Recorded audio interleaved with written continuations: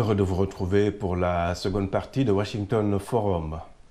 Le dernier rapport de la Commission nationale des droits de l'homme en Mauritanie s'est beaucoup focalisé sur l'esclavage. C'est pour dire que désormais on évoque le phénomène sans tabou et avec objectivité. C'est en tout cas le message de la Commission. Mais les ONG locales restent méfiantes et demandent l'application des textes. À Nouakchott, la correspondance de Mohamed Diop. La Mauritanie a aboli l'esclavage depuis 1981. Plusieurs lois anti-esclavage sont également votées. Mais le phénomène persiste, selon les défenseurs des droits humains. Il fallait donc que la Commission nationale des droits de l'homme prenne position, dit son président.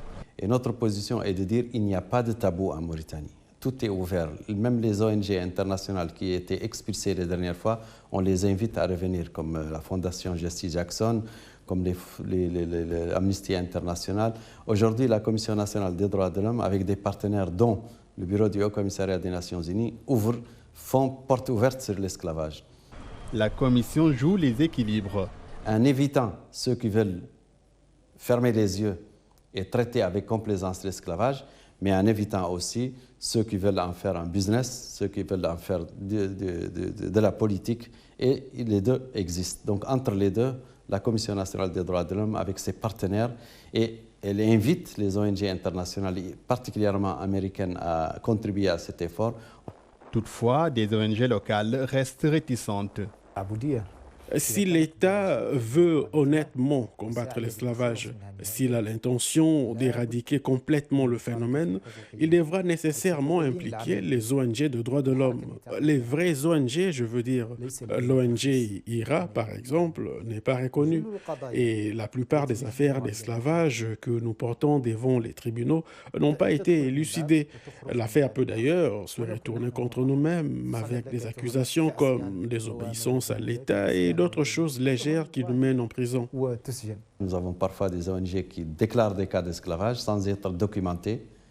Et malheureusement, ça fait tache d'huile sur la place internationale, l'esclavage en Mauritanie, alors qu'au fond, nous savons que certains de ces cas ne sont pas documentés. Ce qui ne veut pas dire qu'il n'y a pas de cas d'esclavage, mais nous sommes prêts à les affronter, mais affronter des cas réels et non pas des cas qui sont fictifs.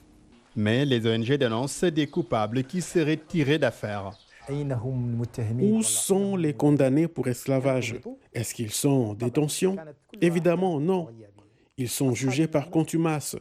Un procès s'est tenu à Néma alors que les accusés se trouvaient au Mali et le tribunal d'esclavage de Nouadhibou a prononcé une peine de 20 ans de prison contre qui? Un vieil homme décédé? Nous réclamons juste l'application des lois nationales et des dispositions internationales sur les personnes reconnues coupables. Cette fois, en tout cas, le ton est ferme. Notre rapport est très clair. Nous avons dit qu'il y a 22 cas qui traînent et que ce n'est pas normal qu'ils traînent. Et pas plus qu'hier, j'ai vu le procureur général pour lui dire que nous voulons que tous ces dossiers soient traités le plus tôt possible. Reste à mesurer l'impact du rapport sur le terrain. Mohamed Diop pour VOA Afrique, Nouakchott.